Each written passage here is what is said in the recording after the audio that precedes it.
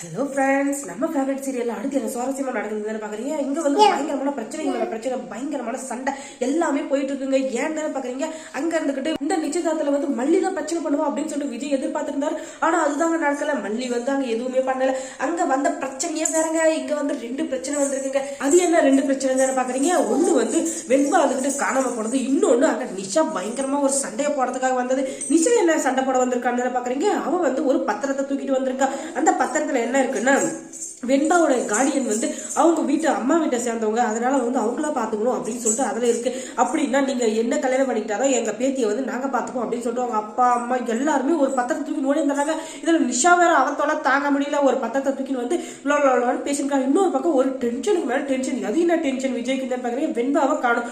இங்க வந்து என்னை கல்யாணம் பண்ணிக்கணும், என்னை பாத்துக்கணும் அப்படின்னு சொல்லிட்டு எல்லாம் பேசுறதே தவிர என் பொண்ணு காணாம போயிருக்கா, அவன் எங்க இருக்கான்னு எனக்கு தெரியல, அதை பத்தி யாருமே கவலை இல்ல அப்படின்னு சொல்லிட்டு பயங்கரமா டென்ஷன் ஆயிட்டு இருக்காரு விஜய். ஆனா அதை பத்தி யாருமே கண்டுக்கவே மாட்டேங்கிறாங்க. எல்லாருமே அவங்க காரியம் சக்சஸ் ஆகணும், விஜய் கல்யாணம் பண்ணிக்கணும் தான் துடிக்கிறாங்க தவிர வெண்பா எங்க இருக்கா, எப்படி இருக்கா, அவ காணாம போயிட்டாலும் அப்படின்னு சொல்லிட்டு யாருக்குமே கவலையே இல்லை. யாருமே இதை கண்டுக்கவும் இல்லை. அவங்க பாட்டுக்கு அவங்க வேலையை பார்த்துக்கிறாங்க. இப்படி இருக்கிற சூழ்நிலை ரஞ்சிதா மேலே சமக்கம் வருது. என்ன ரஞ்சிதா, எனக்கு நிச்சயதார்த்தம் தான். ஆனா என் பொண்ணு எங்க இருக்கான்னு ஒரு ஓரக்கட்டுல பாக்கணும்னு தோணல. இதே இடத்துல மல்லி இருந்தா கண்டிப்பா அதை பார்த்திருப்பா. அவன் என்னதான் வேலையா இருந்தாலும் வெண்பா எங்க இருக்கா, அவ சாப்பிட்டாளா, அவ தூங்கினாலும் அப்படின்னு சொல்றது எந்த நேரமும் ஒரு கண்ணுல அவ பாத்துக்கிட்டே தான் இருப்பா. ஆனா நீங்க யாருமே அப்படி யோசிக்கிறதும் இல்ல.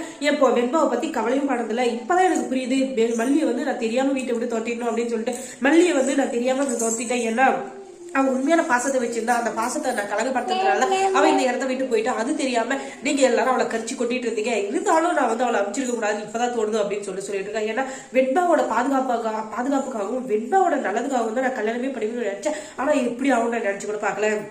ரஞ்சிதா நீ இப்படி இருப்ப நான் நினைச்சு கூட பாக்கலாம் அப்படின்னு சொல்லிட்டு இவங்க பிரச்சனை பேச உடனே அங்க இருக்க நிஷா இருந்துகிட்டு உங்க பிரச்சனை எல்லாம் விடுங்க, எங்க நான் சொல்றதை கேளுங்க, ஏன் பிரச்சனைக்கு முதல்ல வாங்க, நான் சொல்றதா இங்க சட்டம்.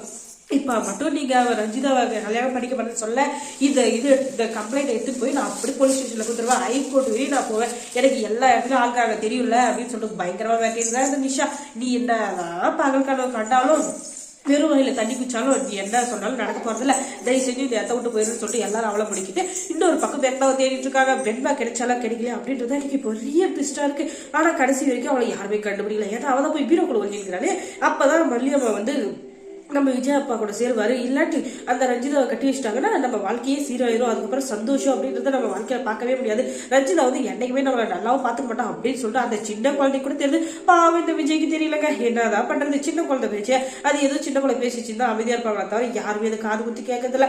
அதுதாங்க இங்க பெரிய பிரச்சனையா இருக்கு. அதுக்கப்புறம் மல்லி சீரியல்ல என்ன சுவாரஸ்யமா நடந்திருக்கும் நீங்க தெரிஞ்சுக்கணும்னா நம்ம சேனல் சப்ஸ்கிரைப் பண்ணுங்க. அது